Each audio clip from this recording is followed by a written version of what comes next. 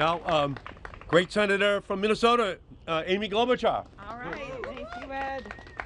Well, thank you so much, Senator Markey, and for your incredible leadership on behalf of small businesses to make the point when these people and companies get hit with this tariff tax, it is small businesses that are the roadkill. And the small businesses that do not have the ability to respond like some of these big businesses can. I also want to thank my colleagues that are here, and Senator Wyden, who's led one of the bills on overturning the tariffs that's successfully passed, as well as Senator Shaheen, who's been involved in this from the beginning, Senator Welsh. And I'm actually headed over to the court. I've got a seat in the courtroom. So I'm going to get out all of what I would like to say in that courtroom here so I don't get thrown out. With me today is Beth Beinecke, who runs a company called Busy Baby. And this is just an example, a veteran. She was getting her products ready for the shelves, growing her business when these tariffs hit. Now she's worried about losing her business. She literally, one day this year, got an award from the Small Business Administration and then walked over to take on the tariffs. At the same time, the administration was handing her an award for her incredible business and entrepreneurship.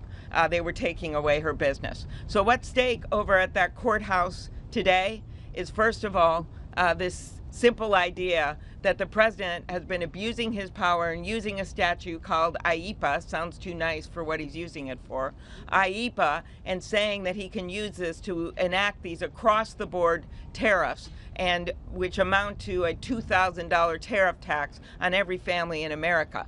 There is no word tariff in those statutes. It is abuse of those statutes that will be discussed in the courthouse. What else will be on the line is this idea that did the Constitution actually allow the president to take away the power from Congress, and that is clear that it does not. So I know that will be discussed.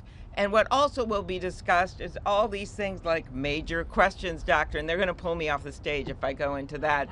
But some of these ideas that you actually, if Congress doesn't clearly say something that is this big of a deal, then that means something.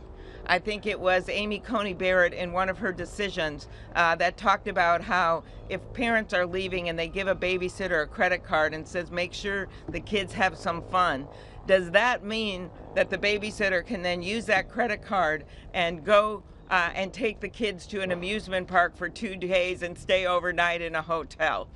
Her answer is no. Because the answer and the analogy here is clear, and that is that there are limits on what the president can do. So I'm very excited about this argument. It is the first line right now of offense on this, only because it can be decided so quickly before the end of the year. And while we wait for the House to take up, which has decided to go on a 6-week vacation, our tariff bills that could be the other line of offense, which means you take the president on with this illegal and unconstitutional use of his power by Congress speaking up. So we're doing this in the courts, we're doing it in Congress, and we're doing it with our constituents by our side. So I will be back with the report. Thank you very much. And with this, I am introducing the incredible leader from the state of New Hampshire, a state that is filled with small businesses, and that is Senator Jeanne Shaheen. Yay, Jeanne!